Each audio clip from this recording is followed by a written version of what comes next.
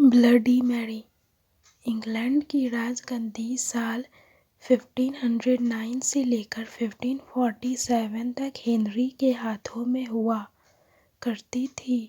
राजा Henry की कई पत्नियां और एलिजाबेथ व मैरी नामक दो बेटियां थीं। इनमें से मैरी राजा की पहली पत्नी की बेटी थी। राजा हेनरी को मैरी ज़्यादा पसंद थी, इसलिए वो उसके साथ बुरा व्यवहार करते थे। मेरी महल के नौकरों के साथ महल का काम करती थी। अगर मैरी कुछ कह भी दे तो राजा उसकी कोई बात नहीं मानते थे। सन 1547 में जब राजा हेनरी की मौत हो गई तो प्रजा की इच्छा अनुसार 16 शताब्दी के दौरान हेनरी की पहली बेटी मैरी को इंग्लैंड की राजगद्दी दे दी गई।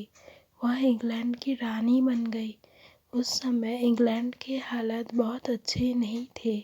इंग्लैंड कैथोलिक और प्रोटेस्टेंट इन दो धर्मों के बीच में बंट गया था। उस समय दोनों धर्मों के लोगों के बीच जंग छिड़ी हुई थी। रानी मैरी चाहती थी कि पूरे इंग्लैंड में सिर्फ एक ही धर्म हो, लेकिन लोगों ने उसकी यह बात मानने से साफ इनकार कर दिया था। इससे नाराज़ होकर रानी ने उनकी बात न मानने वालों को मौत की सज़ा दे दी थी।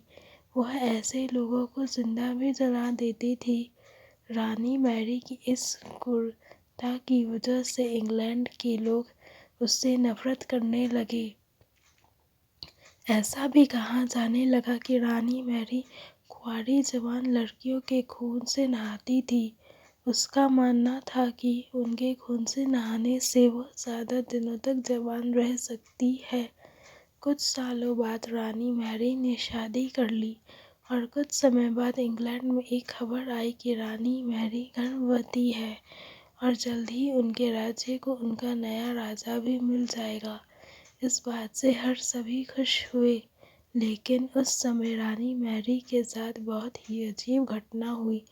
उनके गर्भ से किसी भी बच्चे का जन्म नहीं हुआ, बल्कि कुछ ही महीनों के बाद रानी मैरी का पेट फिर से सामान्य हो गया।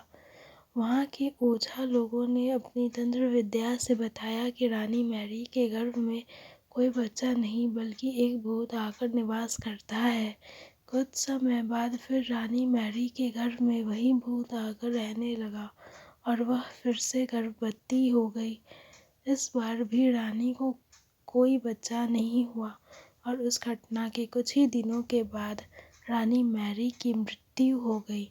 इसके बाद मैरी की छोटी बहन एलिजाबेथ को इंग्लैंड की राजगद्दी पर बैठाया गया और एलिजाबेथ इंग्लैंड की नई रानी बन गई।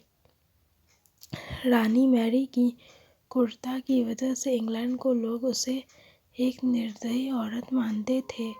वहीं जब उसके गर्भ में बच्चे की जगह एक भूत का निवास होने लगा तो लोगों ने उसे शापित भी करार दे दिया और इसी वजह से उसे लोगों ने ब्लडी मैरी का नाम दिया।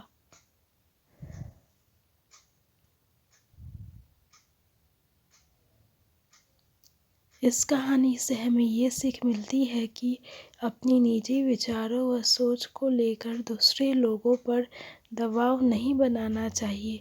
शांति और करुणा से लोगों का ख्याल रखना ही मनुष्य का सच्चा धर्म है।